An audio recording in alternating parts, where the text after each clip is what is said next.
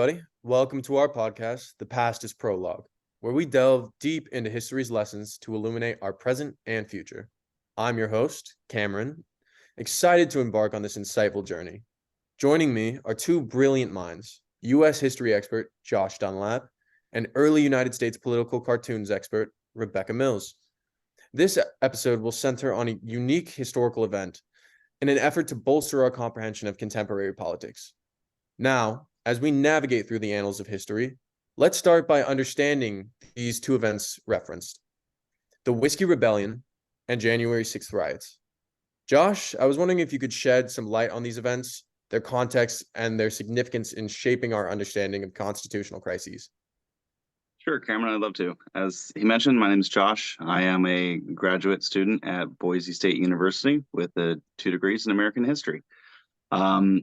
For starters, the Whiskey Rebellion was one of the first major crises of the newly formed federal government. It was in 1794, where you had, because of a tax on distilled items such as whiskey, which is a major source of revenue for farmers, that the federal government was imposing to help pay still for the Revolutionary War and other outstanding debts. These farmers felt that this tax was a violation of their rights. They also felt that it was just inherently unfair. Washington believed that it was a fair and justifiable use of federal power, considering the Constitution stated that Congress had the right to tax. If you look at calls to the early revolution about taxation without representation, many farmers said, "We didn't sign up for this, we didn't vote for this." But the Constitution clearly defines in a representative government that when you vote for the representative, that is your representation. So under Washington's eyes and the federal government's eyes, this was a legal tax that needed to be enforced. Well, one day in Western Pennsylvania, a couple thousand unruly farmers decided to go up to a taxman's house and set it to fire. This then escalated into a full-blown rebellion, which resulted in George Washington calling out the federal troops, eventually leading to the only time a U.S. president is sitting in an active rule of war, or an engagement of war, I'm sorry. At the site of Washington, they disperse. Several hundred arrests were made, resulting in 2 executions. The rest were all pardoned. And then spring forward to the election of 2020 and the inauguration of Joe Biden in 2021, you had an unruly mob upset about an election that they felt was stolen through a strong, dishonest campaign from the president and certain news outlets about how the election was stolen, descend upon the United States Capitol in an open rebellion. And for the first time in U.S. history, a Confederate flag is marched through the halls of Congress. That day ended with several deaths. We're just now dealing with the legal ramifications, where you have thousands of arrests. We've got a president sitting on trial soon for the events of January 6th. And still nothing really has happened in terms of that. But what you do see is a complete different view of presidential leadership and power. Well put, Josh. I think that was comprehensive yet concise, and it was very pivotal insight into these events. Now, as we aim to unravel the responses of the federal government and the American public, we're going to take a more unique approach. By leveraging Rebecca's remarkable expertise in early United States political cartoons, I feel like we can offer our viewers a multifaceted lens that incorporates almost empirical evidence that is very unique in the field of history. Again, these visual narratives kind of capture the essence and the sentiment of the times. And by utilizing these political cartoons, we can kind of unearth an additional layer and provide a nuanced understanding of how these events were perceived and reacted to by the government and the public. So, Rebecca, if you'd like to show us your examples. Thank you. Let me share my screen here. So we're looking at essentially 2 images. The first one we're looking at is an Exciseman created either in 1971 or 1972, depending on who you asked. Like Josh said, this image is one of the rebellions that occurred during the Whiskey Rebellion, one of the riots that the farmers did. What essentially the farmers went and attacked these taxmen, tarred and feathered them, or humiliated them, essentially. This cartoon depicts an enlarged exciseman carrying 2 kegs of whiskey, followed by 2 farmers again seeking to tar and feather him. This artist is utilizing this image of an exciseman and 2 farmers to illustrate the continued perceived resistance of ordinary Americans against government tyranny.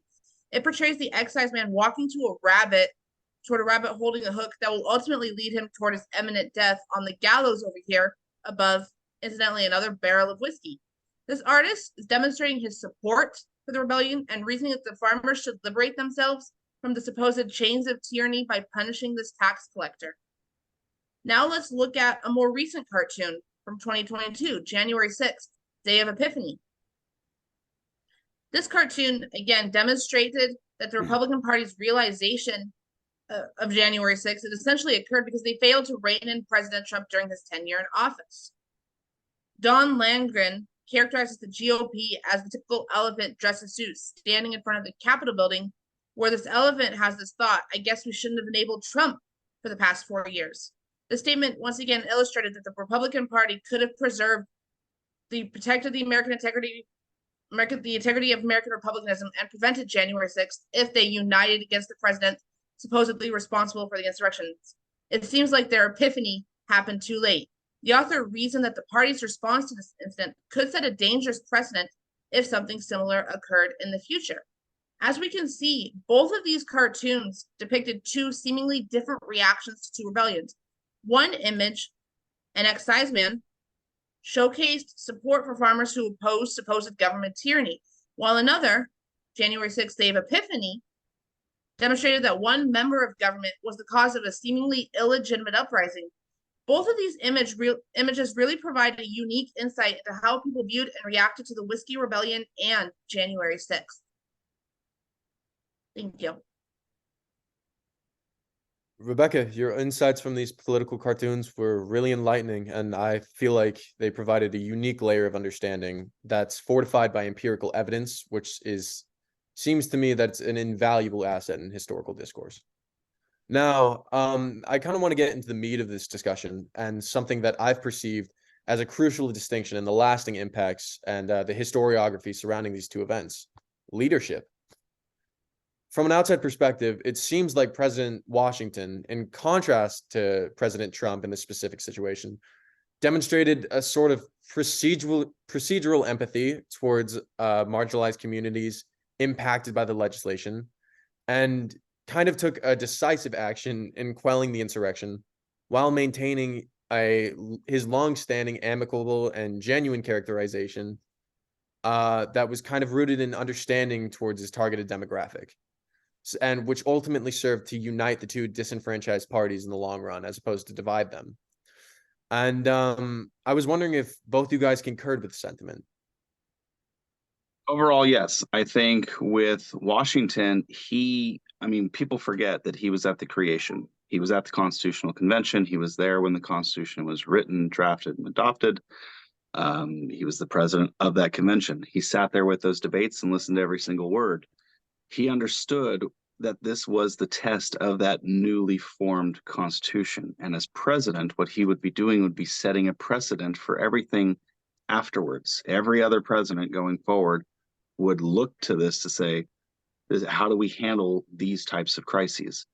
Washington, early on with the crises, the minute the initial protest, because it started out small, and then, like most crises, starts evolving worse and worse, met with local leaders. He had members of his administration meet with local officials to explain the whiskey tax and why it was needed and what was going on, and to listen to the farmers, give them every avenue they had legally to protest, to, say what they needed to say. It wasn't until there was a growing fear that this was going to erupt into violence in Philadelphia, which was not far away from where this took off, that there was going to be an actual issue where Washington finally had to use physical force. But Washington met for weeks with cabinet officials and government officials to try to figure out the best way to resolve this and to enforce the federal government. Because at the end of the day, this was still, as I said earlier, an excise and legal federal power. This was the first major constitutional test to this newly formed nation. Yes, I would agree with that. And then, especially looking at President Trump's response, we see almost a lack of response. We don't see him really calling out the National Guard. We don't see him going and attempting to stop the protesters and reason with them. What we see is a more unified and immediate response from Washington. We see him, like you said, attempting to reason with people. We see him eventually using force when he has to. We don't see that from Trump, and that almost lack of leadership sets a dangerous precedent for something like this to happen again. I think if something like this, heaven forbid, but if something like this does happen again, it's better if we look to how Washington responded than how Trump ultimately ended up responding to it. Well, and I think what this does, Rebecca, to piggyback on that, is you take it from the notion of presidential powers. You know, the president is directly responsible for the safety of the United States, not Congress, the president. The commander-in-chief of the military can call in he can, federalize the National Guard. What you have in those two individuals was you had a position where Congress, being the victim in January 6th, had no authority to call in anybody. The only person that could was the president of the United States. Congress could call the police and say, help us, but they had no jurisdiction whatsoever to call in the National Guard or the military. And I think that is something that can't be overlooked when you look at leadership and the two decisive actions. I think we can get into later on, was Washington correct in leading the charge himself? Did he take the commander-in-chief clause a little too seriously in terms of him mounting a horse and getting on there, although it was mostly symbolic? I think those are interesting questions, but the bigger issue was the power gap that consisted on January 6th, when the one person who had the power to call in the troops refused, and Congress was at the mercy, and they were literally reliant on local government officials, which were not, they did their best, but they did not have the resources to stop that full-on assault. They were reliant on a president who some would argue is essentially responsible for what happened, putting Congress in a precarious position. It's like, how are you supposed to do anything if you don't have the power to do anything and you're reliant on somebody who may actually be causing the event that is putting you in danger? Yeah. It's an interesting paradox, especially with presidential powers. And going back to the Constitution, both members, both Congress and the president, take oaths to protect the U.S. and uphold the Constitution against foreign and domestic enemies. It's clear that one branch of government, one member of government, didn't uphold his oath.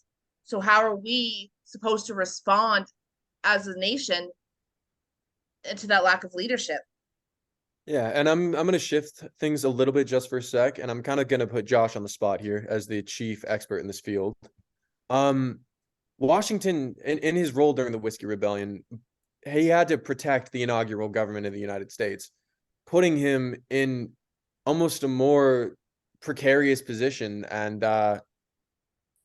more dangerous than President Trump, in my opinion. The fact that he had to protect something so new and upcoming and demonstrate power while maintaining the balance between government and its subjects. I was wondering how you consider Washington as a leader outside of a person, because maybe the action of leading the insurrection wasn't correct, but do you feel like his leadership was able to rein it back in? Do you think that was a pivotal role in the generally positive outcome of the Whiskey Rebellion? Most definitely. I am not one that agrees with hyperbole when we give titles to people. When you hear so-and-so is the greatest singer of all time or whatever, that is opinion based. I mean, you can match it with, I guess, sales figures and stuff like that. But for the most part, I have never subscribed to hyperbole, with very few exceptions. One of those exceptions is when it comes to Washington, when I think it's almost unanimous among historians that will say he is the indispensable man, meaning you can remove any other founding father, with maybe the exception of Franklin, and still have the United States. Some things like Jefferson, we still would have had a Declaration of Independence. May not have been as beautifully written, but we still would have had a Declaration of Independence. Historians have tried. You cannot, because of the character of this person, remove George Washington from the equation and still come out with the United States of America. He was critical at all three major junctions of our founding, and the Whiskey Rebellion is one of them. I personally don't think it was wrong for him to mount a horse. I just think it's an interesting question to ask, because you want to keep the president is technically in charge of the military. He has that right, but also being the leader of the country, his safety is primal. The bigger thing, though, is with who he was in the national stature, there were very few people that were as loved in the country as Washington. Again, unanimously elected to the presidency. That's never happened. He's probably the only person that could have done it. I think if anybody else would have done it, they would have thought this was a dictatorship coming into play when you have the president commanding the army. He was very aware of how that looked, which is why when he resigned the first time from the army, he refused to become king. That's why King George III, when Washington was stepping down from the presidency, announced, if that's true, he's the greatest man in the world. Washington was very aware of how that public persona would look on this new republic. And he was very afraid of people trying to make him king. I think when he did use political theater, and his act at the Whiskey Rebellion was political theater. He was there for a moment. Alexander Hamilton did most of the actual work. Washington approved it all and then got on there for symbology. And again, when you see Washington on a horse, you think twice. But his status as the #1 founding father and the only one that could unite the country was critical in that moment. I don't think anybody else would have done that. They would have shot him. Those farmers probably would have shot at him had it been anybody else. And I think because there was enough trust, the term that we use a lot today now when we talk about politics is political capital. He had enough capital at that time to do that and not have people really think that this was going in another direction. I think if the tables were turned and this was Donald Trump leading an army, be a different story. Donald Trump doesn't have the same respect that Washington had. I think, building off of what you're saying, I think why Washington was able to do what he did is he was a unifying figure. People trusted him. And people were like, if he's out there on a horse, he means business. Whereas Trump, half the country doesn't trust President Trump. And so if he were to respond in a forceful manner, half the country might say, so what? We're still going to do what we want to do anyway. He's still responsible for what happened. And the other half the country might say, he's betraying us now. We don't have a leader figure. So I think, unlike many, Washington, I think, is one of the most unifying presidents and unifying figures we've had in our nation.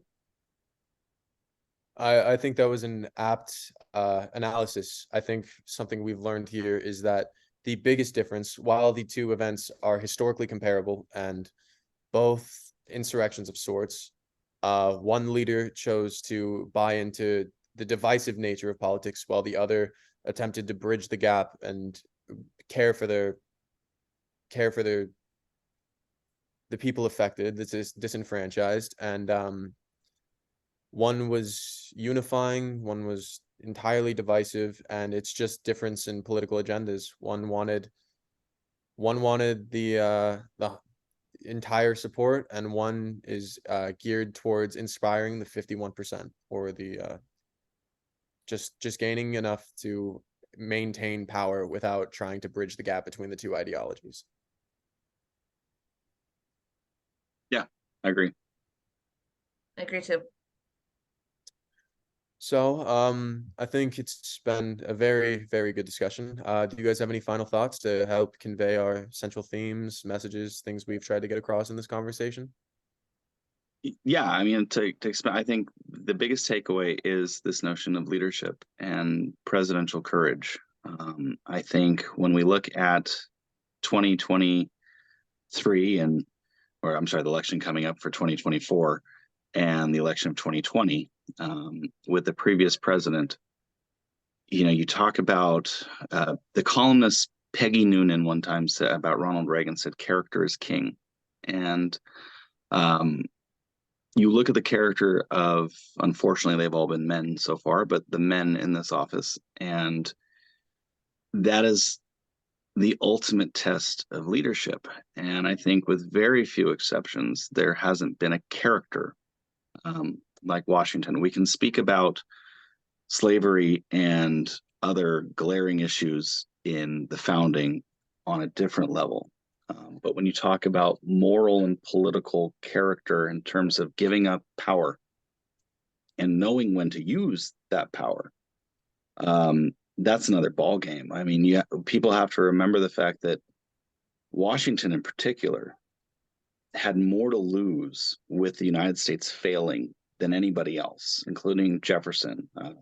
When the Revolutionary War broke out, Washington left Mount Vernon, a relatively wealthy man, did not get paid for the duration of the war, and was the #1 target on the British hit list. He was going to hang. In fact, there was a meeting with the Howe brothers, the two generals, with Benjamin Franklin and John Adams, trying to end the war early on.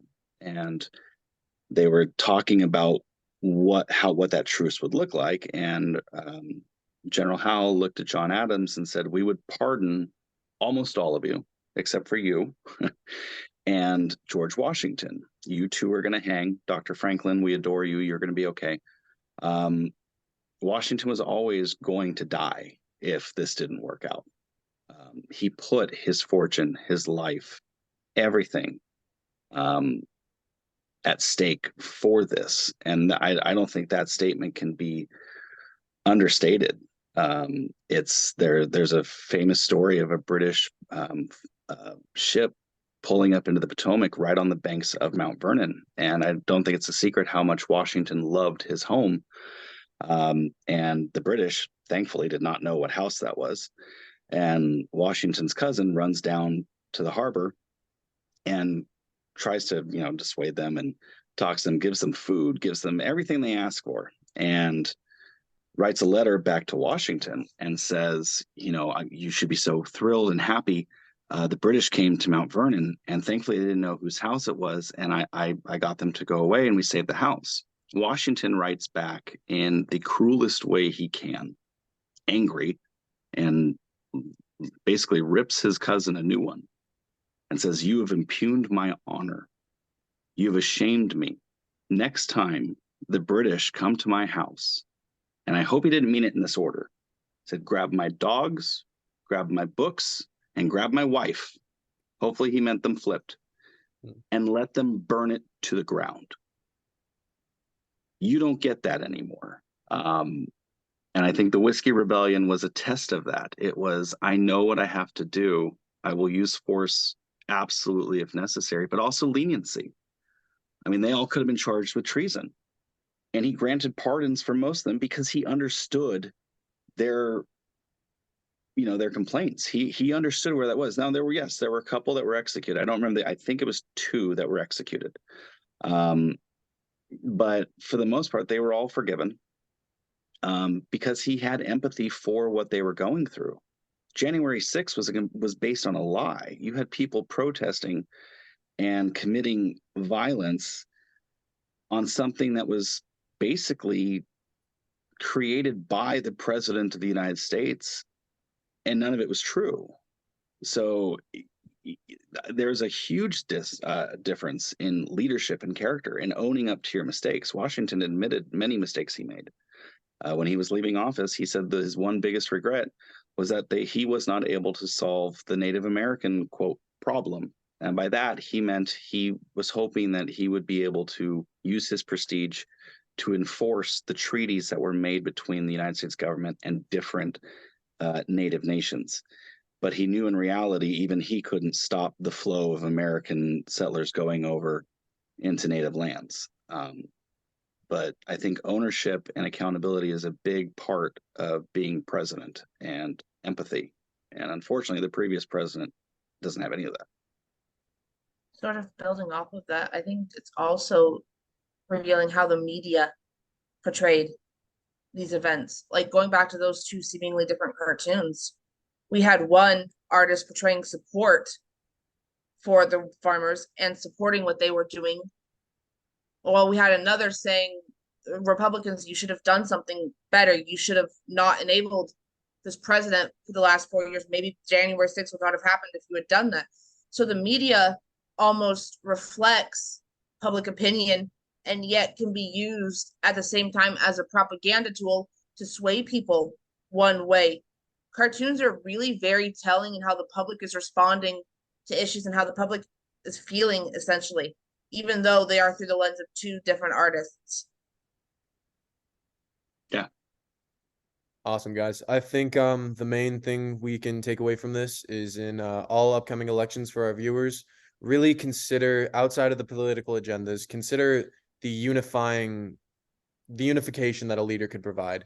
Are they going to disenfranchise the other party, or are they going to seek to unify the general public so that we can exist in a better tomorrow? I want to thank Josh and Rebecca for coming on, and this has been The Past is Prologue. See you guys. Yeah. Bye.